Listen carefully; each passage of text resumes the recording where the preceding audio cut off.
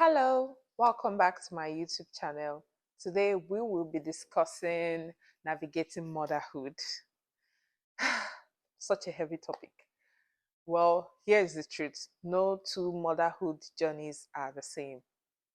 That is the first thing to know. While we share a lot of common grounds, our individual experiences are shaped by unique variables such as our financial situations, the type of support system that we have, the kind of pregnancy and delivery and postpartum journey that we had, the unique temperaments of our child, of our children, that makes a whole lot of difference. But, despite all these variables, we still share the same, we still created life, nurtured life, we still have the same sleepless nights, the highs and the lows, and all the things that come with, growing and raising a child. So, yeah, we're in this together, okay? There is no guide on how to be a mother. I remember when it dawned on my husband and I that my mom isn't going to be around, when I give birth, and we're freaking out. How are we going to do this? How are we going to shower a baby? How are we going to do this? Oh, this is us doing it 9 months later, figuring it out. So it's not something you are born with, it's something you learn. You figure out things as time goes on. You lots of trial and error. Yeah, nobody knows. At some point, I doubt whether I know what I'm doing, but figure it out. So yeah, you know having figured out some things as the mom of a 9 months old, not almost 9 months old, she's still 8. I'm here to discuss some tricks that has helped me so far to navigate motherhood. It might work for you, so stick back, sit back and, listen and try one of them and see if it works for you. I know I tried a lot of things, a lot of advice, a lot of stuff, but yeah, I found out, these three major ones that worked for me, and you know, I'm sticking by it. So yeah, the first trick is creating a routine. Yeah, when you have a newborn, it feels like you're living in the middle of chaos. You are running on fumes. You are barely sleeping. You're waking up every 2 hours to feed the baby. The house is a mess. You're still healing from, delivery. So you're on diapers. Baby is on diapers. You're trying to figure out breastfeeding, and maybe baby's still trying to figure out how to latch. Like drama, a whole lot of things are going at the same time. The laundry is not done, the house is a mess, the kitchen is a mess, you don't know what to eat. Jesus. So a lot of things are happening at the same time, and you don't have, it feels like everything is out of control. You don't have a grip on things. That is where routines come into place. Routines kind of gives your day some form of predictability. You kind of predict, okay, this is what will happen. Okay, I wake up today, this is what will happen. This is how things are going to happen. For instance, when I first gave birth, I just went with the flow. I shower baby anytime I like. I do things anytime I like. And I noticed that it was a lot for me because most times I don't remember things that I need to do. So I end up doing the like everything was all over the place. But once I started putting certain things to certain times, it helps me think less because at that moment, remember you're not sleeping well. Your brain is not operating at its maximum capacity. You are moving like a zombie. At that moment, what you need is routine. Routine provides some form of anchor. So what I did was I knew, okay, immediately I wake up, shower baby. Okay, wake up either by 6 or 7, shower baby. That's the first thing I do. That is the first thing I do. Okay, I know, okay, around 9 or 10, baby has first nap. Okay, around 2 or 3, baby has second nap. 7 or 6 p.m., baby night routine starts. So these are like my four major anchors, like my routine. So most times, I every other thing kind of flows around this four major timing. So if I want to do something, I plan it around the baby's nap time. So that way I'm able to rest and get things done. I'm not thinking, okay, do I need to do this today? Ah, no. Do I need it helps. It helps a lot because now I know the time to get this done. I know the time to get this done. So I don't get overwhelmed because that is what you're trying to avoid. During postpartum, you're dealing with a whole lot of hormones, emotions. See, my 3 to 6 months, I spent that time crying. I was always crying. I was always sad. I was depressed. But I gradually pulled myself out of it by doing things certain times. Madam, like I would tell myself, cry or no cry, baby takes her shower by this time. Cry or no cry, this happens at this time. So it forces me to move. And the thing is, depression can hit a moving target. I was able to move, I was able to get things done, and that really, really, really, really helped me. So please put routines into place. And the thing with routines is you don't have to be exact because you don't have to say, okay, I'm going to do this exactly by 7 p.m. Mm-mm. Yes, it's good if you stick to the 7 p.m., but don't be so hard on yourself. You can get it done 6 p.m. You can get it done 7 p.m. You can get it done 8 p.m. You give yourself that buffer. All you know is, okay, this every evening, baby gets, an evening bath. So that is that for routine. So the second, you know, trick I can say is be selfish. Mm-mm. I don't know. I don't know how to put that, but as moms, we have to be selfish. Yes, you have to be selfish. If the baby is crying, the baby will be all right. If the baby is crying and there is nobody to hold the baby, keep the baby in a safe place like the baby's crib. Go and shower, get yourself done. Like, just, this makeup I just did, the baby was crying and I was doing my makeup because I have to look good for this video. Yeah, you have to be selfish to get things done, to look good. Because I, when I first gave birth, I thought motherhood was sacrificial. I won't, if my husband is not around, I won't really, I won't shower till he's available because, I'm scared of, keeping baby or, you know, but it's a good thing I got out of that, on time. Then what I started doing is I'll take the baby with me to the bathroom. You have to stop being sacrificial. Yeah. Uh, there is no award for a mom that suffers the most. Nobody's going to give you this award and say, "Oh, awarded to the mom that suffered the most." Mm-mm. You have to start being selfish with your time and energy. There are moms that don't shower till evening because, oh, there's nobody to give the baby to. Mm-mm. As a mom, I know it's easy to get, at times I have to check myself from, getting sucked into that motherhood sacrificial, you know, abyss because you put yourself last. Okay, this person has eaten, oh, baby has been fed, husband has been fed, before you think of yourself. I used to do that. Don't be like me. But I've repented. Now I eat first.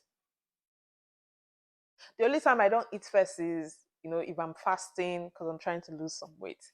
But otherwise, I eat first. Before I'll go to the stores to get some stuff, I'll get stuff for everybody. I won't get for myself. Anytime I go to Walmart or Marshalls or Old Navy, I always go to the children, side. Oh, this is going to look good on a daisy. This is. I don't even think of myself. I don't think of myself. That is how mothers end up with old, tattered clothes. Oh, so far my babies are. Now I buy my own clothes too. I think of myself too. Oh, Chisom will like this. Oh, Chisom will like that.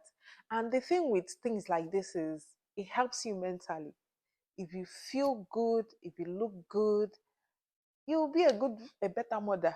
Honestly, ever since I brought out my wigs, coiled them, I washed my makeup brushes and started looking good and all that, I think I've become a better mother that way. I'm less crabby, less impatient. No, because I feel good. I look good. I'm well rested. Like when I was, trying to make up for this video, my daughter kept crying. I had her diapers change. I've fed her already. So why are you crying? I'm just trying to get my makeup done. So what I did was I put her in a safe place with her toys. She kept crying. I kept doing my makeup. Yeah. At some point, she saw that I wasn't paying attention to her tantrums and she stopped. And as you can see, my makeup is all done. The person that was crying stopped crying. At the end of the day, at the end of the day, I got my makeup done. Because if I had allowed myself to leave what I was doing and start, oh, stop crying, all those kind of thing, at the end of the day, I wouldn't have done this video. I would have been annoyed throughout today because, oh, I didn't get the video done. I would have been, you know, more impatient we had today because, oh, you didn't make me, you're the reason why I didn't get this video done. But now, because I've gotten my videos and everything, of course, I'll be more happy. So, I don't know if I feel like I'm talking too much, but I'm trying not to make this video long, but you get what I mean. Always, always put yourself first. You'll be fine. Baby will be fine. The house will be fine. Nothing will happen. Don't sacrifice yourself. Oh. If you sacrifice yourself, sleep when you have to. The baby won't die. Do what you gotta do. Everybody will be all right. Okay? There's no award though. They know they give award. If not, you end up shriveled and ugly and tired and crabby. Okay? So all these body moms you see, they are not sacrificial. They still bring out time to look good and not everybody will be all right. Honestly, that 1 hour or 30 minutes or 5 minutes of cry will not kill the baby. So far the baby is in a safe place like the crib, you are fine. Get what you're doing. Take that shower, do that makeup, do whatever it is to make yourself happy. You cannot do it all as a mom. So do the ones you can do and leave the rest to God. Okay. Everybody will be all right. Okay. That's my new motto. Everybody will be all right last. Okay. Anyway, the third trick is be flexible. Yeah, you can have routines and still be flexible because with little babies, you can't really predict what happens. You can have a routine that says, okay, the baby sleeps by 7, and then something happens around maybe 5 or 6 that makes it impossible or hard for baby to sleep by 7. Don't try to force the baby to sleep by 7. You have to recognize that, okay, situations change. Okay, okay, let the baby sleep by 9. The world will not fall. Yes, I have a routine that baby sleeps by 7, but something happened maybe beyond my control. Now the baby will sleep by 7, by 8 rather. There is nothing wrong with that. You have to give yourself grace, especially when you don't have help. Okay? When you're sleep training and something happens, don't beat yourself. You are going to end up frustrated. You have to be flexible with a lot of things. Let me give you an example.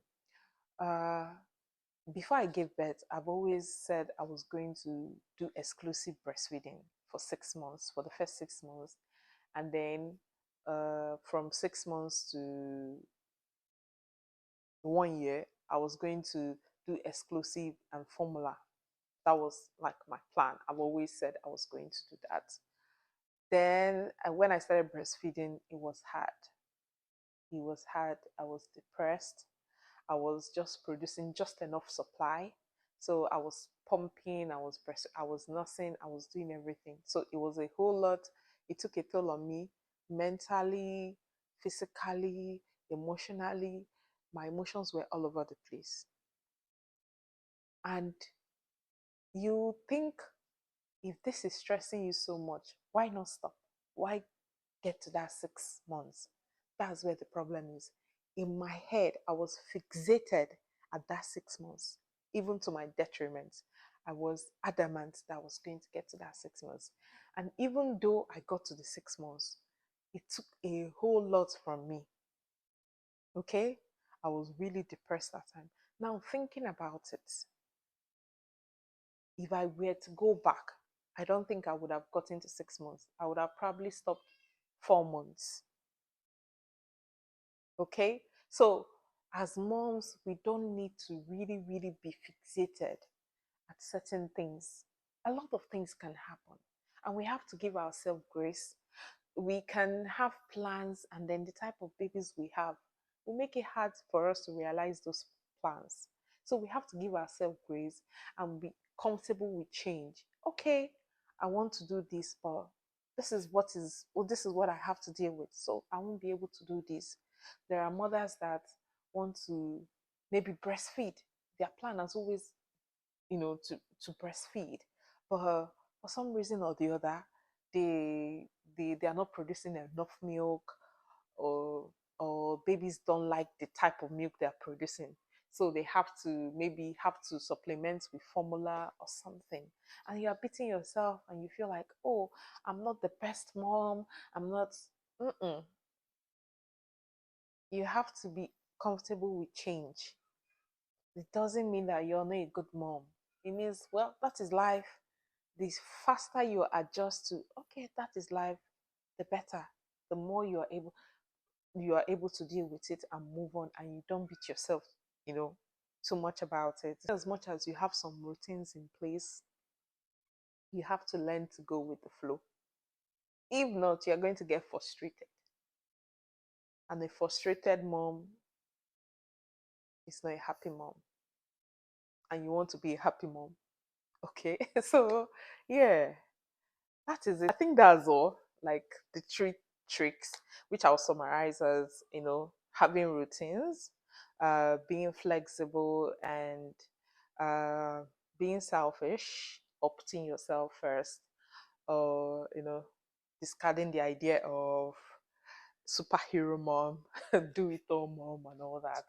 So, because at the end of the day, there are no perfect mothers. All we have are perfect. Yeah, I'm not going to cut this. All we have is, mothers trying to their possible best, and yeah, so that is it. The thing with motherhood is trial and error, especially if you're a first time mom. You can't know it all. You have to keep trying, figuring out, learning your babies, learning your situations, and adapting. Why is that one crying? Yeah, and adapting. So yeah, if this resonates with you, please give me a thumbs up, like, comment, share. Thank you for bringing out your time to watch this. And yeah, thank you so much. My name is Chisom. Thank you and have a wonderful weekend.